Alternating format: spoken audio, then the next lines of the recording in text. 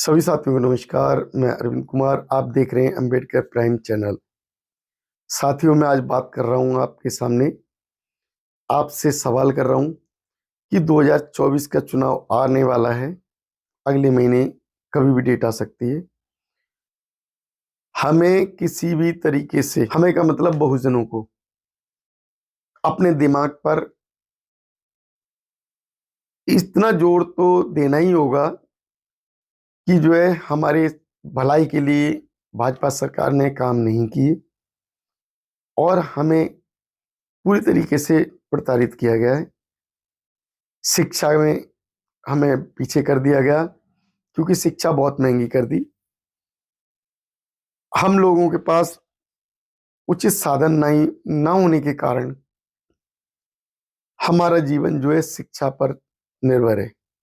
अगर हम शिक्षित हो पाएंगे तो तभी अच्छा परिवार को जो है भविष्य दे पाएंगे। लेकिन हमारे परिवार के बच्चों के भविष्य को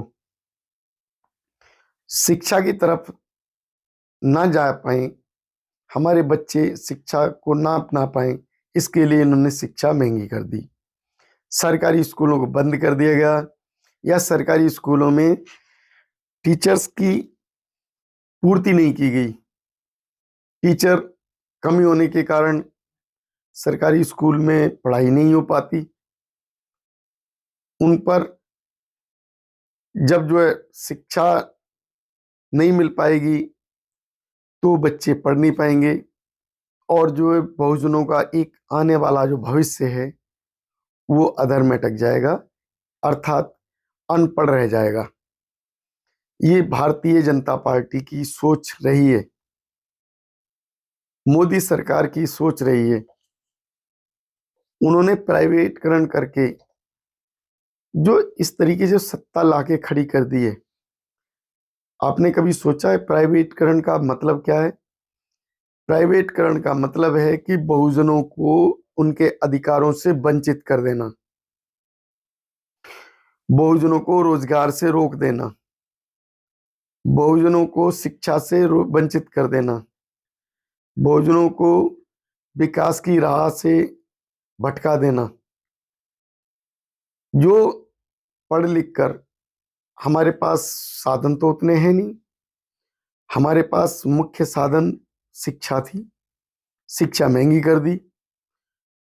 अब शिक्षा महंगी हो गई तो आदमी पढ़ लिख अच्छा नहीं पाएगा।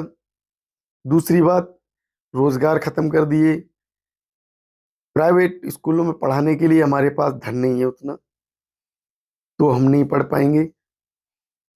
अब बात आती है कि सरकारी नौकरियां, जो आरक्षण नाम की शक्ति बाबा साहब ने हमें दी थी संविधान के द्वारा, वो भारतीय जनता पार्टी ने खत्म कर दी है क्योंकि प्राइवेटकरण कर दिया।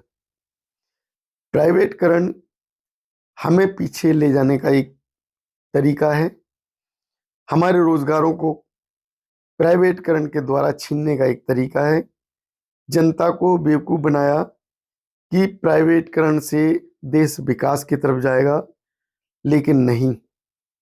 जिस देश का प्रधानमंत्री जितने बार एमएलए एमपी बना उतने बार की पेंशन लेता हो, और जिस देश के एमएलए एमपी जितने बार चुन के आते हैं उतने बार की वो पेंशन लेते हूँ।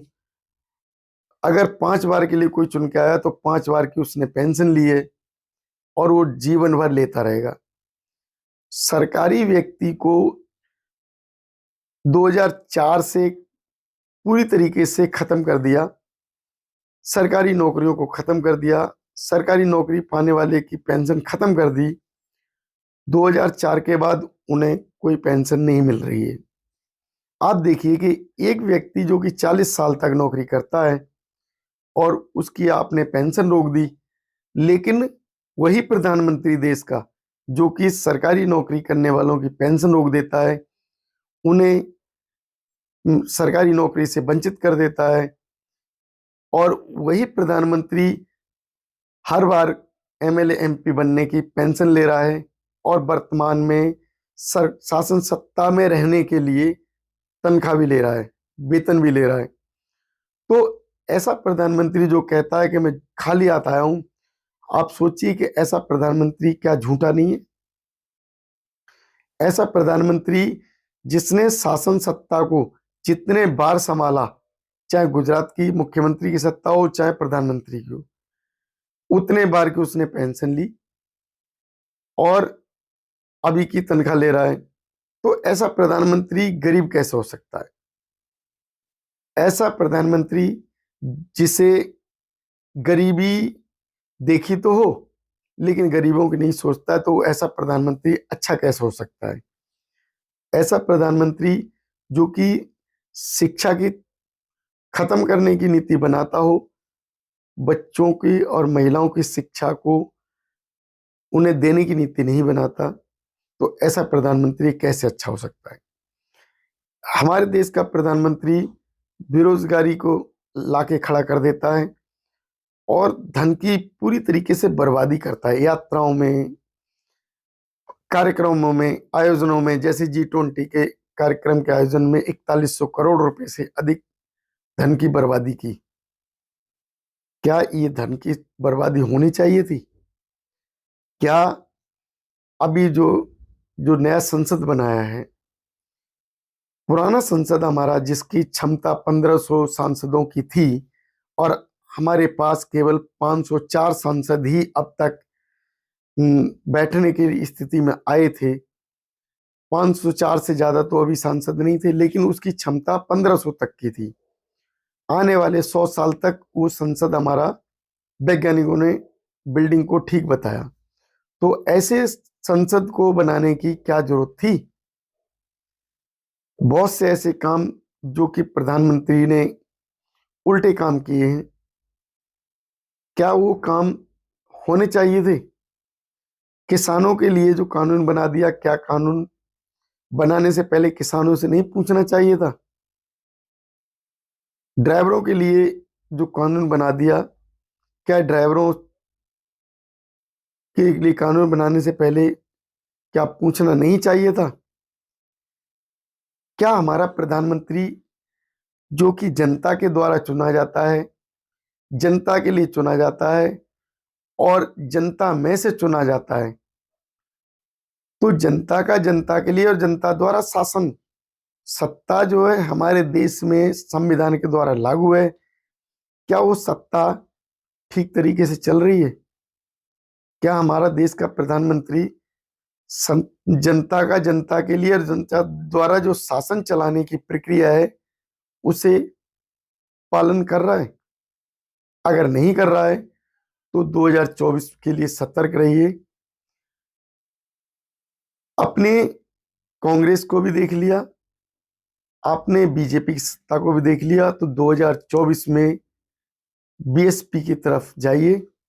मैं देश के उन मुस्लिम भाइयों से, उन SC ST OBC भाइयों से अनुरोध करता हूं कि पूरी तरीके से अपना मन बनाएं और बहुजनों की सरकार बनाएं, क्योंकि दलित और मुस्लिम दोनों ही भाजपा के शासनकाल में सताए गए, दोनों के ऊपर ही अत्याचार किए गए। तो दोनों को ही सोच समझकर 2024 में वोट देना है। मुस्लिम समाज को अगर कहीं सम्मान मिला है तो बहुजन समाजवादी पार्टी के अंदर ही सम्मान मिला है। मुस्लिम समाज को सबसे अधिक सम्मान बहुजन समाज पार्टी की बहन मायावती ने दिया है। सबसे अधिक मुस्लिम समाज के लोगों को मंत्री वगैरह अपनी सरकार में बनाया गया तो बहुजन समाजवादी पार्टी के शासन सत्ता में बनाया गया है। तो इस बात का ध्यान से रखते हुए सोचने की जरूरत है कि 2024 में हमें शासन सत्ता परिवर्तन करनी ही करनी है। तो शासन सत्ता को परिवर्तन करने के लिए मुस्लिम, SC ST और OBC को मिलकर एकजुट होकर बहुजनों की सरकार बनानी चाहिए। और तीसरी पार्टी हमारी है शासन सत्ता, उसको चुन के लेके आना चाहिए। तो आपको सोचना है कि किस तरीके से इसे लेके आए, बसपा की सरकार बनाएं, बहुजनों की सरकार बनाएं। सोचिए, समझिए और तब वोट करिए। इसी के साथ सभी को नमस्कार।